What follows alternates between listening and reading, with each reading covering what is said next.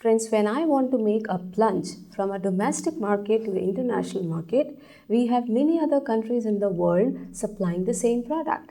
So, this session will actually help you understand that if India is supplying a particular product, for example, to the US market, and you face competition from a Chinese product coming, a similar product coming from China, how does a trade agreement helps an Indian company to venture into the international market?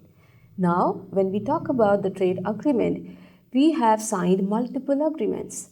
Indian government has signed more than 25 trade agreements across the globe, the prime ones. Similarly, Chinese government have signed their own trade agreement. Pakistan has signed their own trade agreement. Now, how is this global system of trade agreements impact the business of an Indian company? Is point number one. The second question that comes to your mind, that across all the trade agreements that Indian government has signed, for an example of a typical Indian company supplying a particular product, how does a trade agreement choice should be made? Should an Indian Sri Lankan FTA give exactly the same business opportunity as an Indo-ASEAN FTA to the same company? We look into multiple options which is applicable for an Indian company, how to choose the best FTA, how to evaluate an opportunity of an FTA, and how do you differentiate yourself in a similar FTA across similar Indian companies and avail best opportunities using the free trade agreements. Friends, taking the discussions forward on trade agreements, these are the following questions that any company who would like to export using a trade agreement would like to know. For example, you would like to know which are the existing trade agreements which are signed by India and what are the ones which are upcoming. Second, as a business firm, how do you gain from the trade agreements that are signed by India? Does all the trade agreement that India has signed gives you equal business opportunity irrespective of the products that you're dealing in? For example, the three companies from India, one is exporting coconuts, the other company is exporting plastics, and the third company is exporting chemicals. Now, for one trade agreement that India has signed with Sri Lanka or ASEAN, does all the three companies have equal business advantage for their products? That is point number 3. Then out of all the trade agreements that's signed by India, how do you choose which is the best product and the best RTA for your product? Are all the RTAs, there are many RTAs that India is not a part of.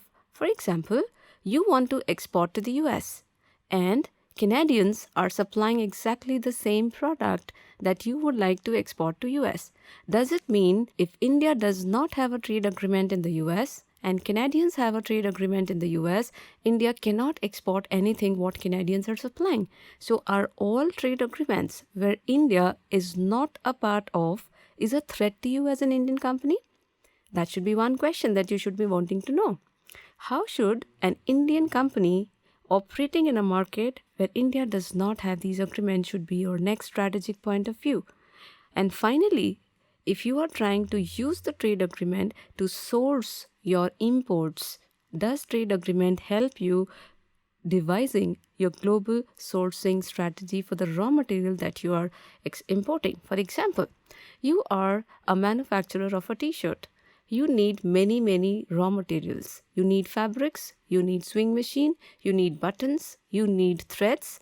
Maybe fabric, button and thread is something that you can buy locally, but the kind of sewing machine that you would like to use is only and only available in the export market. Now you have two options. You are buying this product from a Chinese market and you're buying this product from a Thailand market. Now while sourcing your product, you need to also take care of the trade agreement that Indian government has signed that can actually help you to reduce your cost of production of the final value added product. With these questions, let's understand how does a trade agreement helps an Indian company. Let's take an example of a plastic exports from India to US. For example, in the total imports of plastics in the US, India has an import share of 1%. New Zealand has 28.4%. Other competing players are Taiwan and China which are having a much higher percentage as compared to India, and your highest competition comes from Canadians and Mexicans having a share of almost 24% and 8.4%. Now, you will be surprised that despite having a huge production of this product from India, why, as an Indian company, I am losing out the share in the US market. This is because of a concept of an import duty rationalization in the US market as a concept of most favored nation. Friends, the concept of most favored nation has to be understood before we understand the concept of trade agreement benefit. What is most favored nation?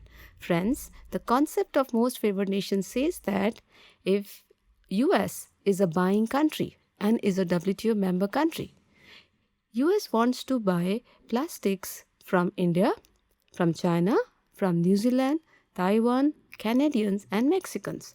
Now, all these countries are the supplier countries to the US. As a buying country, which is a WTO member country, and as all the supplying countries as a WTO member countries, the law of the game of WTO means US as an importing country has to offer exactly the same import duty to the similar 6-digit HS code coming from all the other supplying countries. That would mean that if Indian plastics are entering into the US at 25% of import duty, so will the product from China will enter exactly at the same duty. Now, why do you think New Zealand and Taiwanese are entering at less than 25%? New Zealand may be entering at 5% and Taiwan may be entering at 2.5%.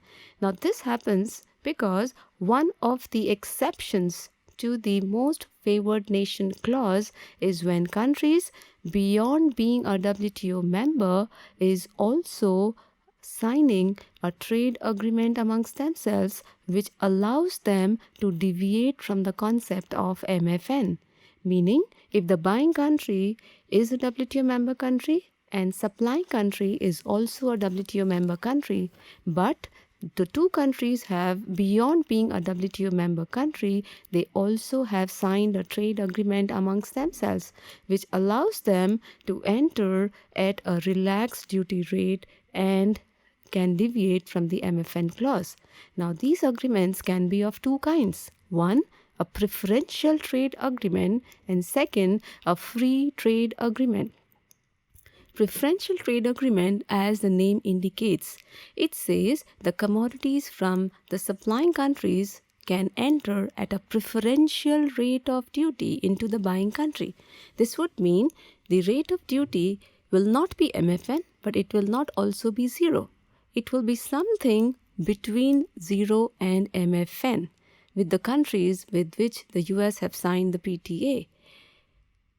For Canadians and Mexicans, because it's a NAFTA agreement that's been signed, which is not the American Free Trade Agreement. So as a concept of free trade agreement, products from the originating country of an FTA can enter the buying country at 0% duty rate.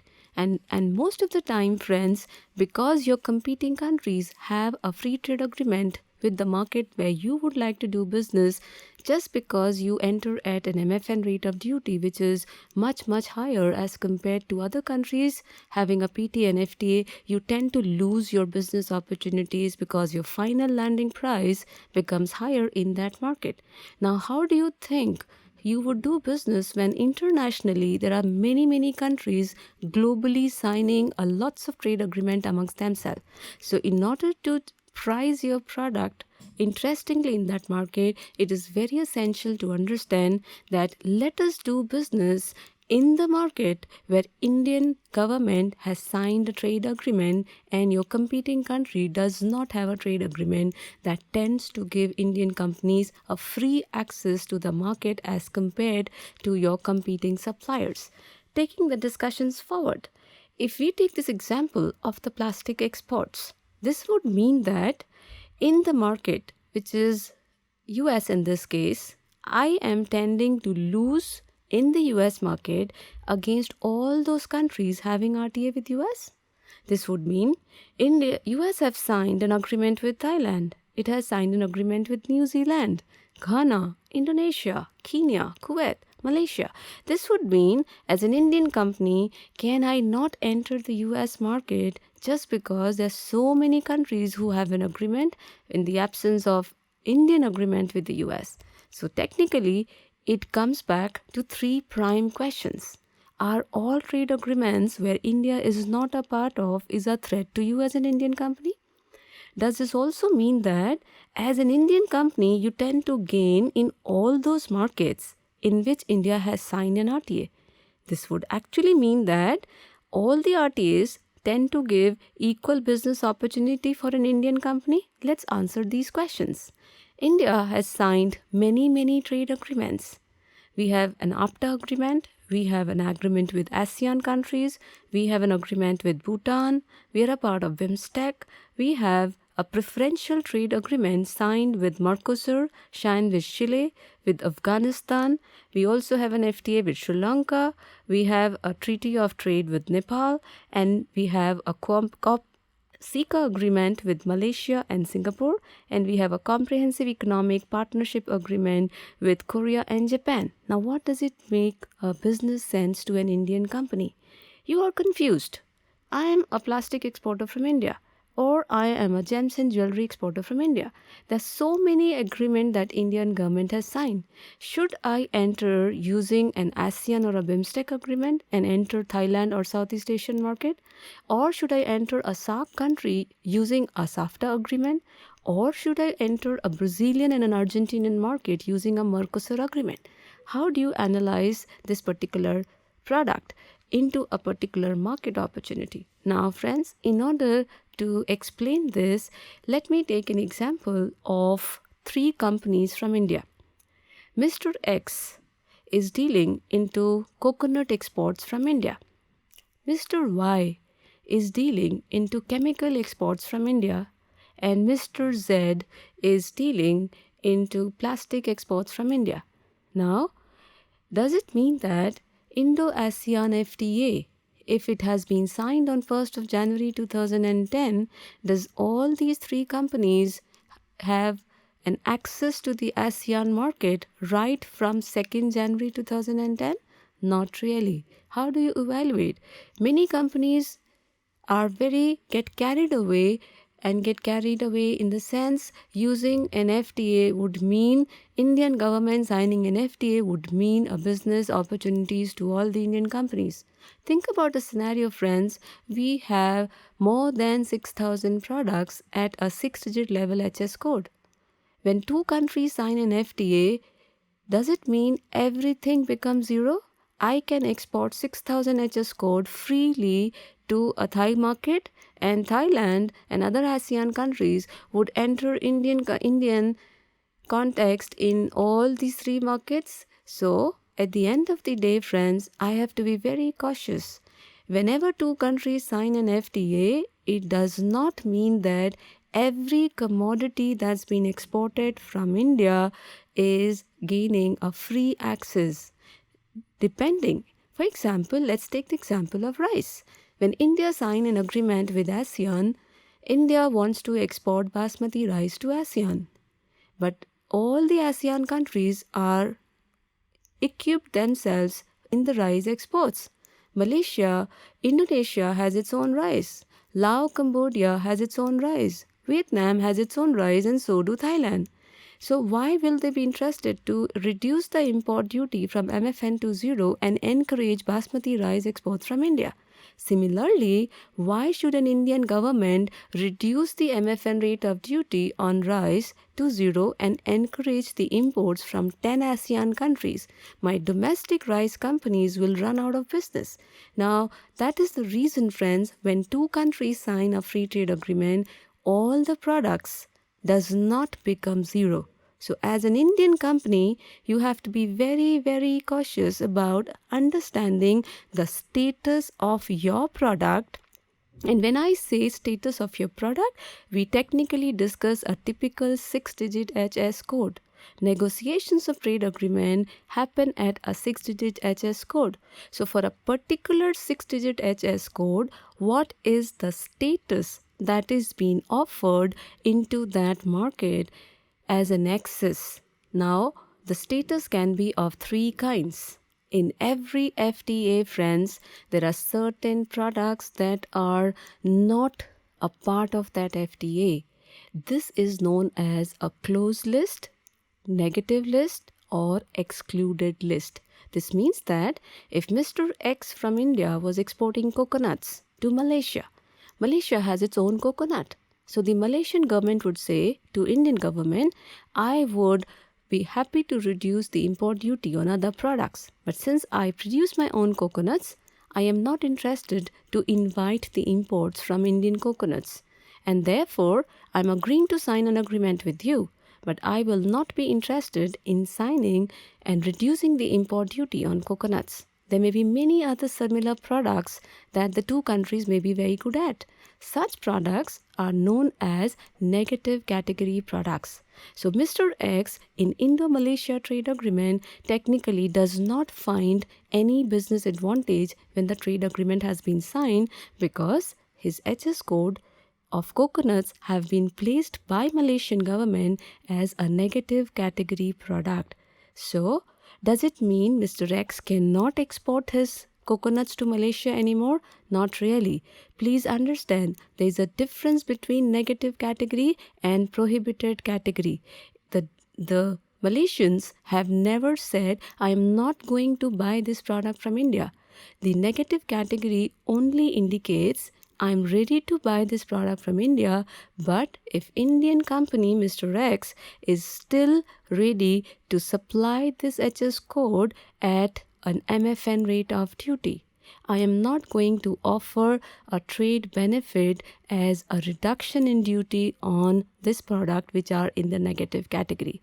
So Mr. X has to take a call whether he still wants to do business with Malaysia or at an MFN rate of duty, or look into some other agreement where the same coconuts may be in the open category. That brings us to the next status of the product. Open category are all those HS code which were earlier going in the MFN rate of duty and now they are entering at 0% duty. This means these categories are extremely beneficial. So the traders from India should evaluate the trade agreement. They should look into every trade agreement, open the PDF documents on Commerce Ministry website and see and check very carefully whether their 6-digit code that they want to export are lying in open category or they are lying in a negative category and choose the right trade agreement. That's point number 1. The next step is to understand the concept of sensitive product. For example, let's take another example beyond coconuts as rice. Now, in case of rice, Indian basmati rice companies would like to explore the Southeast Asian markets. Similarly, the ASEAN market would also like to export rice to India, knowing that all these countries are rice-eating countries. But since this product, every product cannot be put in the negative category. So certain categories of products are kept in the sensitive category because both the governments are very closely observing the import threat. So sensitive products have to be very clearly indicated and seen in an FTA because they are very observant products in an FTA. Both the governments are keeping a close watch on whether the reduction of duty rates are actually hampering the local companies' business and market share as a result of import surge. So that's very important. So we learned the concept of open, negative and sensitive categories. Let us now understand and take a small change in the case. For example, let's take a case of Indo-ASEAN FTA and continue the discussions. I make a small change. Mr. X, Mr. Y, Mr. Z, dealing into all these three products and they technically enter into the Indo-ASEAN market and all of them are now in the open category. Does it mean a business opportunity to all of them? Not really. It does mean that an open category product is a good news for all of them because the ASEAN government will indicate that until yesterday you were entering at an MFN rate of duty. Now we can enter at 0% duty rate. But the next thing that Indian companies have to take into consideration is the time period of the concession. This means that maybe Mr. X product is in the open category, but along with the open, when he takes his product to the customs of ASEAN, the ASEAN government would say, please enter at MFN. An Indian company would be surprised that why should I enter at the MFN rate of duty when the ASEAN government has kept an Indian product into an open category. This would mean there are certain time period of concession. The ASEAN government would say, yes, we have given you a status of open, but we also have to read between the lines, when is this 0% applicable? Is it today or tomorrow or 6 months down the line or maybe 1 year down the line or maybe 8 years down the line? So therefore, Indian companies, beyond just being happy about the fact that their products have been placed in the open category, they also have to see the time period of concession. For example, in Indo-Korea Trade Agreement, which is Comprehensive Economic Partnership Trade Agreement, where Indian products have been categorized as open, negative and sensitive. Along with the open, it has also indicated that the products are in open E0 category, or they are open E5 category or open E8 category. What does it mean? For an Indian company, it means that if my product is placed in open E0 category and the trade agreement with Korea has also been signed on 1st of January 2010, it would technically mean, friends, the opportunity for this product starts on day 0. So, immediate effect is what E0 open category brings to an Indian company.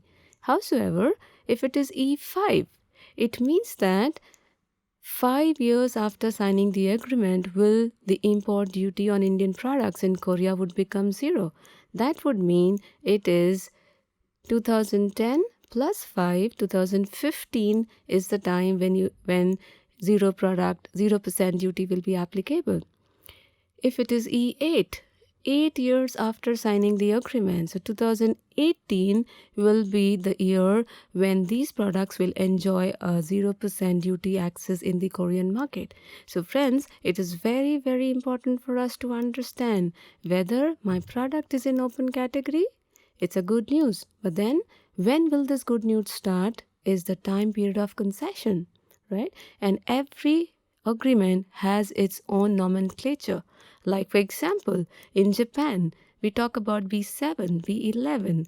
In case of Indo-Sri Lanka, we have normal track 1, normal track 2. In case of Thailand, we have early harvest scheme. So we have to be very particular about just not being an open category, but also about how to enter these market at the time of concession. Then comes the next concept as rules of origin. What does it mean? Rules of origin means that, friends, for example, Indian companies want to target the ASEAN market. I want to do business of ready-made garments to Vietnam. In order to manufacture a ready-made garment, I need to import sewing machines. Now, the sewing machines could be 60% of my total cost. Now, when India signs a trade agreement with ASEAN, the ASEAN government would say that I am giving access to the Indian product. So the product should be originated from India. Now, you cannot expect the entire product to be originated from India because you are dependent on almost 60% of your imports of sewing machine in order to manufacture the final garment. So, the concept of rules of origin is every trade agreement prefers to have the entire product originated from your country because that's what they want to promote the trade between two countries for. But every trade agreement also realizes the fact that it may not be possible to have 100% product originated from a trading partner country, and the manufacturers of that country may want to import certain products from outside as raw material. So the rules of origin concept indicated that the minimum value addition that an Indian company would like to do will have to do rather to enter the ASEAN market to avail a preferential access. For example, if Indo-ASEAN FTA indicates a rules of origin as 40%, this means for a $100 product, $60 imports are allowed. $40 is something that you have to do in the Indian market. You should not just import and route this product to the ASEAN market. That's illegal. So that's the concept of rules of origin. There are two ways in which a rules of origin concept is taken care of. As we indicated, one is known as regional value content, which indicates that how much investments or value addition that you need to do on an imported product so as to be eligible enough to enter into an FTA country. That's one way to bring confidence to the importing country that some value addition has been done. The next way to assure the importing government that you have just not rerouted an imported product to avail the benefit, but you have done some value addition is change in tariff classification. So the import HS code should be different than an export HS code. For example, you may have imported 080450, which is mangoes, and you have exported 200811, which is a mango juice.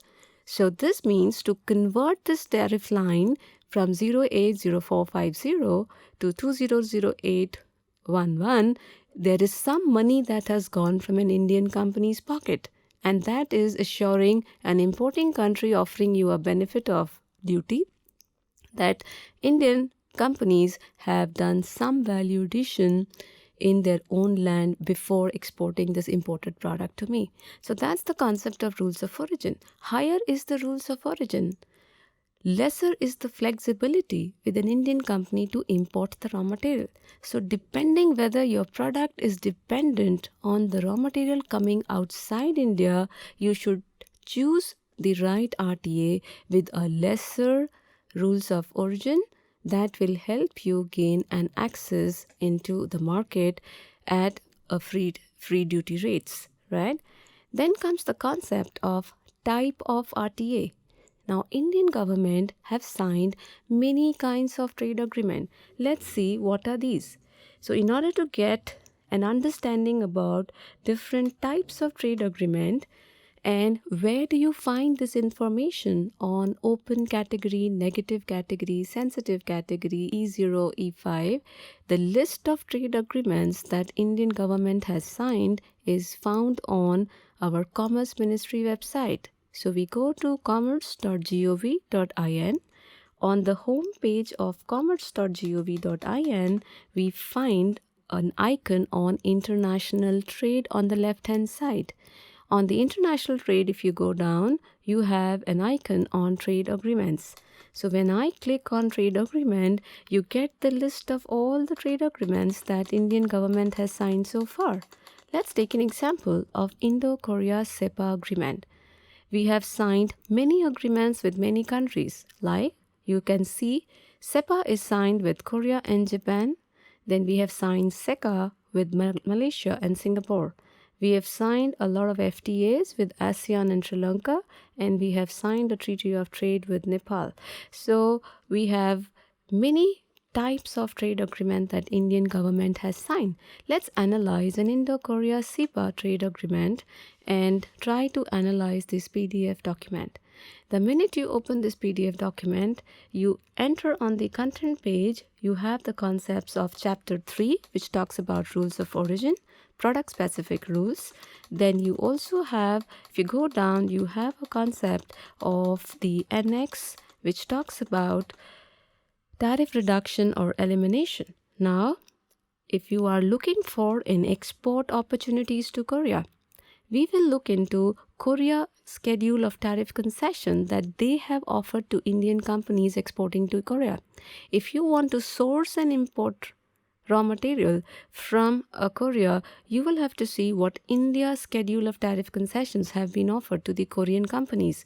So when you go down, you will find every 6-digit code have been discussed in a trade agreement and what is the status of that product in this PDF document. So while taking a call of an export opportunity and also an import sourcing opportunity, it is very important for an Indian company to understand these perspective of realizing the exact status of the product, the time period of the concessions when it is starting, to take a call of the right time of entry into the market, and also the rules of origin clause.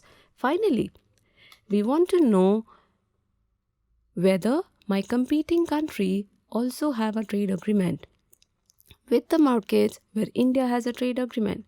So we go to WTO.org to understand the global trade agreement existence. We enter into trade topics and we enter into the regional trade agreement database. So where we go into the RTA database. So when I click on RTA database, you can also directly access this trade agreement at RTA information system .wto.org. So this is rtais.wto.org. When I enter on the RTA information system, I have options by country or territory. Because I want to understand whether my competing country has a trade agreement with the market that I want to export, I click on by country, by territory, and then I click on goods because I am an HS code supplier and I submit. When I submit, I get the entire list of the map, so I can select a country. For example, I want to export to Thailand and my competing country is Canadians. Now I need to check if I have a preferential access for my product to Thailand. Is Canada also having a preferential access? It's very simple. I click on a country and I select as a country Thailand. When I click on Thailand, I get to know all the trade agreements the Thai has signed so far. I will check. You will see all the countries which have signed an agreement, and I am very fortunate that I do not find Canadians having any agreement with Thailand. But India is having 4 agreements with Thailand. Thailand is a part of Indo-ASEAN FTA.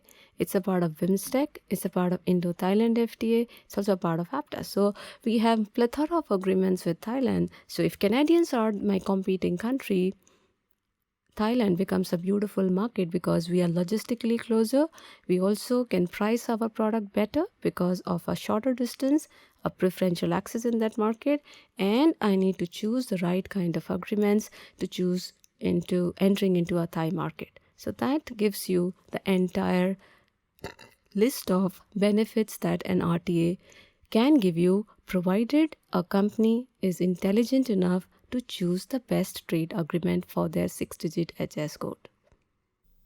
So friends, in this particular session, by now you have understood how do you choose which is the best trade agreement for your product. You've also understood what are the parameters that you should look into while making a choice of a best trade agreement. We learned the process of understanding what is a concept of open or a positive list in a particular RTA. We also learned the concept of closed or a negative list. We also learned a concept of sensitive product. Within an open category, we learned about the time period or the schedule of reduction that we need to work on. We learned the concept of rules of origin in this product. And finally, we also understood that if you have to source a particular product from a country, how does trade agreement help you in import sourcing of your product? Thank you.